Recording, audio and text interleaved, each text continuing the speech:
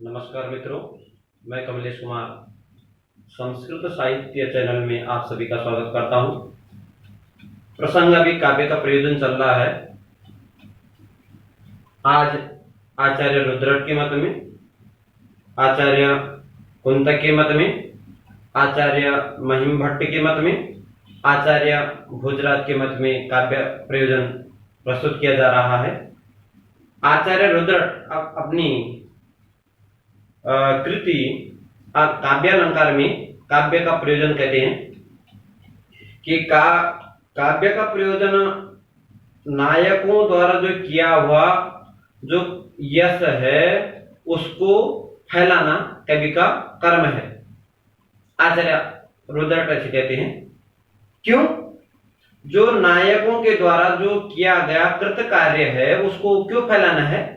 तो कहते हैं कि इससे पूर्व में जो राजाओं ने जो अपना कार्य किया, विद्यालय, तालाब निर्माण, जितना भी उन्होंने कार्य किया उसका, क्योंकि वो तो सब खंडित हो जाएंगे, तो इसलिए कवि को चाहिए कि वह उनके द्वारा कृत कार्यों को अपने काव्य में उसको निबंधित करे। अर्थात यश की प्राप्ति उनका कहना भी यही है कि यश की प्राप्ति होती है। देखते हैं आचार्य रुद्रट के मत में कहते हैं कि अर्थो अनर्थोपशमम समम अथवा मतम यद्देवास्य विरचित रुचिर सुरस्तुति ही रखिलम लभते तदेव कवि। कह रहे हैं, देखिए कविकृत जो काव्य है उससे क्या किस चीज की प्राप्ति होती है? तो बोले अर्थम अनर्थोपशमम। बोले जो अनर्थ होता है उससे उसकी क्या समाप्ति हो जाती है। समम समम अथवा मतम यद देवास्य, यदि वह ऐसे रुचिर चमत्कृत और सुर आदि की स्तुति करता है तो क्या होता है? अखिलम लभते तदेव कवि। उसको धर्म अर्थ काम मोक्ष की प्राप्ति हो जाती है उस कवि को। और इस उदाहरण दे रहे हैं कि नत्वा तथा हि दुर्गाम केचित् तीर्णा दुरुत्तराम विपदम अपरे रोगम विमुक्तिम वरमन्ये लेभिरे अभिमतम। कह रहे हैं कि किसी ने दुर्गा की स्तुति की और उसकी मां दुर्गा की स्तुति करने से क्या हो गया? दुरुत्तराम विपदम तीर्णा, ऐसे विपत्ति, ऐसे अपार संसार सागर से क्या हो गए? पार हो गए। और जो रोगी थे बोले अपरे रोगम विमुक्तम, रोग विमुक्तम, और जो रोगी थे वो रोग से क्या हो गए? विमुक्त हो गए। और वरम अन्य लेभिरे अभिमतम, और वह सब इष्ट की प्राप्ति हो जाती है जिसको कवि चाहता है।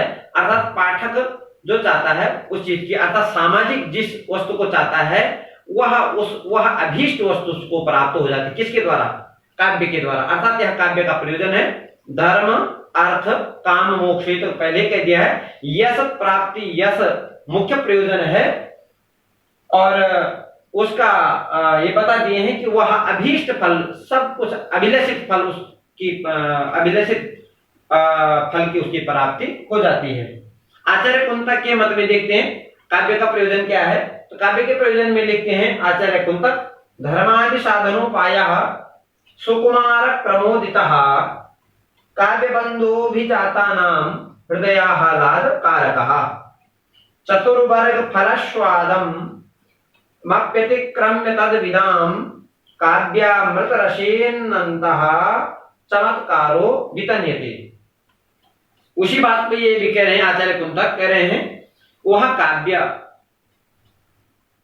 धर्म अर्थ काम मोक्ष आदि का क्या जो है साधन है, ऐसा उपाय। सुकुमार क्रमोदिता, ऐसे कुमार मति वाले, ऐसे सुकुमार क्रमोदिता, जो राजकुमार हैं, जो शास्त्र से दूर हो गए, ऐसे सुकुमार मति वालों के लिए क्या है? वह क्या करता? काव्य उनको धर्म अर्थ काम मोक्ष इत्यादि का क्या करता है? प्राप्ति कराता है। काव्य बंधो विजातानां हृदय आह्लादकारक, जो परम प्रयोजन है वो क्या है? हृदयाह्लाद कारकः, वह परम आनंद की अनुभूति का ज्ञान कराता है, या वह काव्य परम आनंद की अनुभूति का ज्ञान कराता है।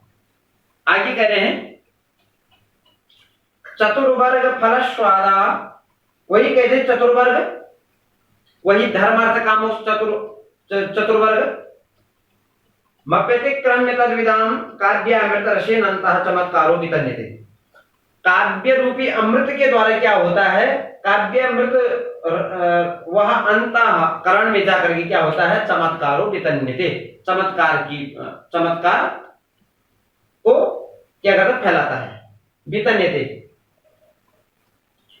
व्यवहार पर स्पंदा, इस प्रकार से आचार्य कुंतक ने भी धर्मार्थ काम मोक्ष चतुर्वर्ग या धर्मादि साधनोपाय, धर्म अर्थ काम आदि का जो साधन है, ऐसा चतुर्वर्ग फल प्राप्ति का और व्यवहार पर का परिज्ञान कराना काव्य का मुख्य प्रयोजन है, और उसका परम प्रयोजन हृदय आह्लादकार का है, अर्थात आनंद, अलौकिक आनंद की प्राप्ति कराना है काव्य का परम प्रयोजन।